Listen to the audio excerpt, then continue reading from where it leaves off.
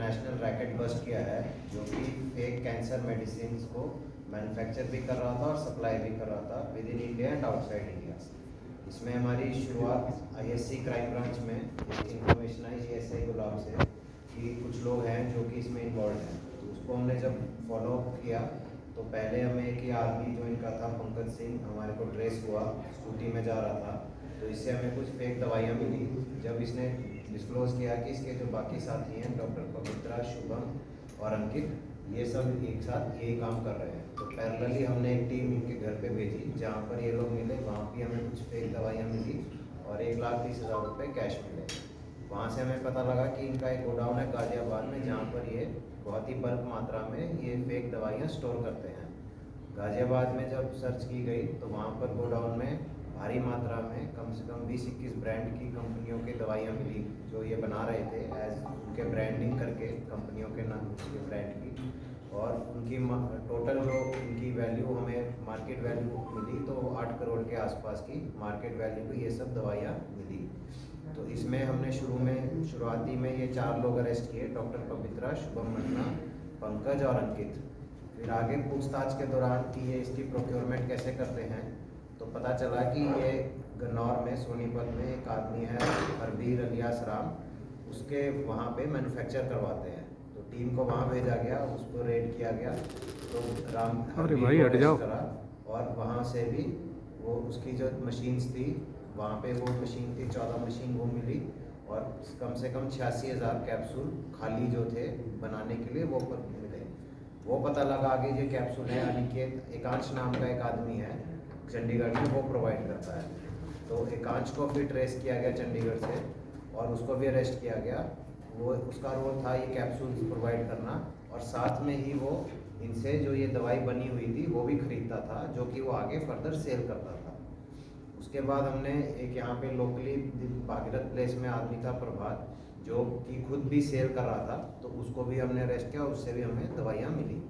तो बेसिकली फ़िलहाल हमारा जो रहा है इसमें हमने मैन्युफैक्चरर जहाँ से मैन्युफैक्चरिंग कर रहे थे और जहाँ से जिससे कैप्सूल ले रहे थे वो सब चेन ने बस्ट कर दिया। पैरेलली सप्लाई साइड में भी हमारी कार्रवाई स्टार्ट हो गई है जिसमें कि 2 लोग का रोल निकला है। इसमें आगे और रोल निकलेगा ड्यूरिंग इन्वेस्टिगेशन, जो नाम आ रहे हैं उनकी आगे तफ्तीश में उसका आगे कार्रवाई की जाएगी।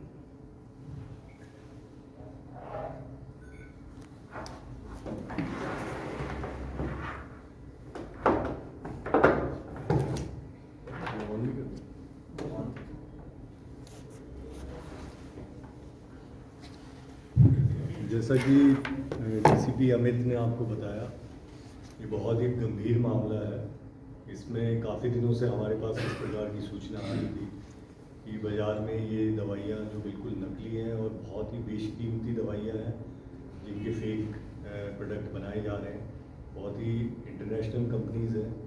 ये जो रैकेट है इसके तार इंटरनेशनली जुड़े हुए हैं और इसमें न केवल दिल्ली बल्कि जो माल बरामद हुआ है गाज़ियाबाद यूपी से, जो फैक्ट्री बस्ट हुई है वो सोनीपत हरियाणा से है, इसके तार कलकत्ता से भी जुड़े हैं, नेपाल से भी जुड़े हुए हैं और आगे चीन और बांग्लादेश से भी जुड़े हुए हैं।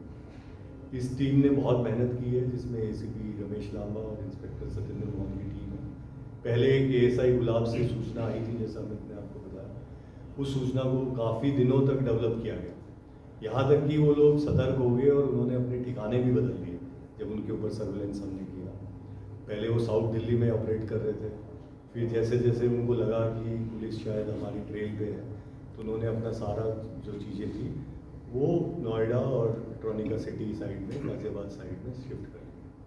अब इसमें जो सूत्रधार है वो डॉक्टर पवित्र नारायण प्रधान है, वेस्ट बंगाल का रहने वाला है और चाइना में पढ़ा हुआ है।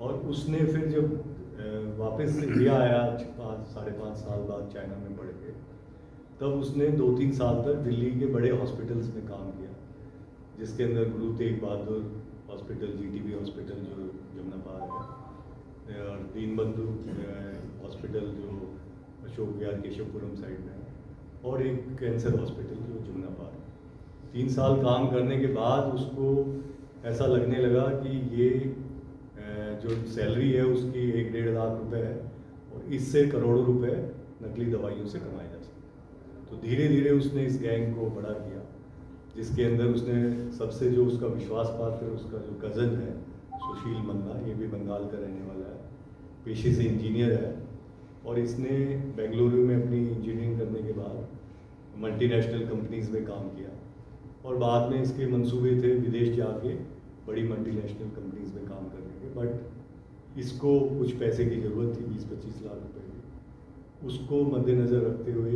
ये झांसे में आ गया अपने कज़न के पवित्र नारायण के, और इन्होंने मिल के ये काम शुरू किया। आज के दिन ये लोग इतने बड़े हो गए हैं कि इन्होंने गुड़गांव में प्लॉट्स ले लिए हैं, जहाँ पे इनके बहुत सारे फ्लैट बन रहे हैं।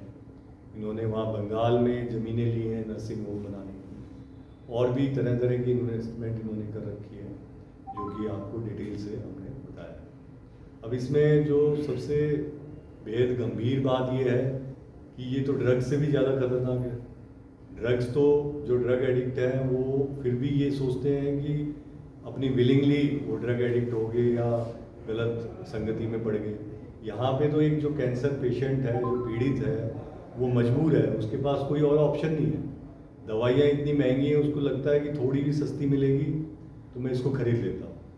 और कितने सारे कैंसर पेशेंट्स ये सोच के पिछले 3-4 साल से इनकी दवाइयाँ ले रहे हैं और उनको कोई फ़ायदा भी नहीं हो रहा हो। कहने को ये हो जाएगा कि कैंसर से मौत हुई है, लेकिन अगर उसकी गहराई में जाएं तो जब आप एक खाली पाउडर खा रहे हैं तो उसका असर कैसे होगा। और इनका जो सिस्टम इन्होंने बनाया वो मैन्युफैक्चरिंग का तो वाले तो जैसे सब पकड़े गए हैं, कहाँ फैक्ट्री है, कहाँ पैकेजिंग है, कहाँ पे उसकी कैप्सूल बनेंगी, कैसे उस पर एम्बॉसिंग होगी, किस कंपनी का नाम जुड़ेगा, एक्सपायरी डेट होगा, वो तो एक अलग सिस्टम हो गया। इन्होंने उसके सप्लाई के लिए आगे जो चेन है वो भी बहुत ही इनकी मजबूत चेन थी, जिसमें 3-4 तरह से ये पेशेंट्स को सप्लाई कर रहे थे। एक आदमी तो बताया प्रभात, जो आदित्य फार्मा चला रहा था भागीरथ प्लेस में, वो तो आगे रिटेलर्स को दे रहा था होलसेल से लेके इनकी दवाइयों को। उसके अलावा जो डॉक्टर अनिल है उसकी अपनी अलग चेन है। एक और जो कलकत्ता की चेन है उसमें कलकत्ता वाले बहुत सारे केमिस्ट फार्मासिस्ट हैं। और सबसे ज़्यादा जो हैरानी की बात कहिए या गंभीर बात कहिए कि ये इंटरनेट के थ्रू भी जो इंडिया मार्ट एक साइट है जिसमें बहुत सारे प्रोडक्ट्स बेचे जाते हैं, तो वहाँ पे जो आकांश है उसने अपनी अकाउंट खोला हुआ है, और वो उस अकाउंट से ये देखता था कि किसको कैंसर ड्रग्स की आवश्यकता है। उसमें उनके फ़ोन नंबर आ जाते हैं, वो उनको कांटेक्ट करता था और आगे उनको, जैसे कि बहुत सारे ड्रग्स हैं जिसका हमने जिक्र किया है, एक ड्रग है टेग्रीसो। टेग्रीसो की 10 टैबलेट 2 लाख रुपए की है बाजार में, एक टैबलेट 20,000 रुपये की। उस टेग्रीसो को ये 1.5 लाख में दे रहे हैं, तो कैंसर पेशेंट ये सोच रहा है या उसके घर वाले ये सोच रहे हैं कि हमें 50,000 रुपये बच गए, इतनी महंगी दवाई है। जबकि वो बेचारे अनभिज्ञ हैं कि 50,000 कम बचाने के चक्कर में आप तो बिल्कुल ही स्टार्च ले रहे हैं। जो स्टार्च एक होता है जिससे आपकी बॉडी उसमें पाउडर फॉर्म में है, उसकी टैबलेट ये बना देते थे। अब खाने वाले को ये पता ही नहीं कि वो तो खाली स्टार्च खा रहा है। उसमें जो एक्चुअल फार्मास्यूटिकल प्रोडक्ट्स हैं जिससे कैंसर विरोधी जिनमें ताकत है वो तो है ही नहीं। तो ये काम ये 3-4 साल से कर रहे थे, जो समाज के लिए बहुत ही एक तरह से ये तो मौत के सौदागर हैं। और खुद डॉक्टर होते हुए 3 इसमें डॉक्टर शामिल हैं। एक डॉक्टर अरेस्ट हो गया पवित्र नारायण, एक डॉक्टर अनिल भागा हुआ है जिसकी पोजीशन नेपाल में आ रही है, और एक डॉक्टर जो है वहाँ पे है बांग्लादेश में, जो इनके साथ चाइना में पढ़ा हुआ था, वो भी वहाँ से कर रहा था। 2 इंजीनियर इसमें शामिल है, एक MBA शामिल है। तो इतने हाईली एजुकेटेड लोग जो अच्छी पोजीशन पे हैं वो भी लालच में क्या कर रहे हैं। जैसे नारकोटिक्स में कोई एक बार आदमी पड़ जाता है तो वो पीछे नहीं हटता क्योंकि उसमें इतना प्रॉफिट है। उसी प्रकार से इस नकली दवाइयों में इतना ज़्यादा प्रॉफिट है कि ये लोग कुछ ना सोचते हुए अपनी जो भी हिपोक्रेट्स होती है, डॉक्टर एक कसम खाता है कि मैं कभी किसी पेशेंट का कोई नुकसान नहीं करूँगा। यहाँ तो ये कसम खाना तो दूर की बात है, तो उल्टा उसको बेच रहे हैं ऐसी चीज़ जिसका कोई वैल्यू नहीं है। उससे करोड़ों रुपए ये खुद कमा रहे हैं, अपने फ्लैट्स बना रहे हैं, नर्सिंग होम बना रहे हैं, और कहीं पे इनको इतनी अच्छे से इन्होंने वो सिस्टम बना रखा था कि ये इतने साल से पकड़ में भी नहीं आ रहे। वो तो अच्छा है जो हमारी इस टीम ने इतनी गहराई इसमें जाके बार बार अपने ठिकाने बदलते रहे, फिर भी हमारी टीम इनके पीछे लगी रही। मैंने भी इनसे कहा कि ये तो समाज के लिए बहुत ही बड़ा एक पुण्य का कार्य होगा अगर हम इस रैकेट को बस्ट करते हैं। रॉबर, स्नैचर ये तो हम रोज़ ही पकड़ते हैं, लेकिन ये एक ऐसा काम है जिसके हज़ारों लोग, लाखों लोगों को क्षति हो रही है, लाखों लोगों को नुकसान हुआ है और होता रहेगा अगर हम इनको पकड़ते नहीं। तो इस चेन को हमने बहुत ही शिद्दत से पकड़ा है और आगे इसके इन्वेस्टिगेशन में जो लोग बचे हुए हैं, जो तार इसमें अभी जोड़ने बाकी हैं, उसको हम इंश्योर करेंगे कि बढ़िया से इसका इन्वेस्टिगेशन हो और सबको सज़ा मिले और उनको जो उन्होंने अपने पाप कर्म किए हैं उनका हम जुडिशरी से अनुरोध करेंगे कि उनको सजा दी। सर क्या दिल्ली में भी बनाई जा रही थी ये दवाइयाँ? देखिए, जैसा मैंने कहा, इन्होंने अपने ठिकाने बदलते रहे हैं। दिल्ली में पैकेजिंग पहले करते थे, अभी इन्होंने शिफ्ट कर लिया था गाजियाबाद में। लेकिन जो रॉ प्रोडक्ट है, जैसे टैबलेट थी, स्टार्च से जो टैबलेट बन रही थी या कैप्सूल वगैरह, वो कई जगह से मंगा रहे थे, उत्तर प्रदेश, हरियाणा वगैरह में। और जैसा मैंने आपको बताया, राम कुमार है जिसका भी इन्होंने सुडोनिम दिया हुआ था कि हरबीर। राम कुमार को खुद नहीं पता कि वो हरबीर है। ये लोग ऐसे कोड वर्ड में बातें करते थे ताकि कभी पकड़ में नहीं आए। तो राम कुमार को ये बोलते थे कि राम कुमार को तो 2 रुपये पर टैबलेट कुछ देते थे। राम कुमार को भी तो समझ में आ गया था कुछ समय बाद कि कुछ तो दाल में काला है, लेकिन वो भी लालच में ही काम करता रहा। शुरू में राम कुमार, जो पवित्र का कोई डॉक्टर का कोई पेशेंट था, वो राम कुमार का जानने वाला था। उसके थ्रू ये मिले कहीं बवाना वगैरह एरिया में कि हमें इस तरह की टैबलेट्स बनवानी है।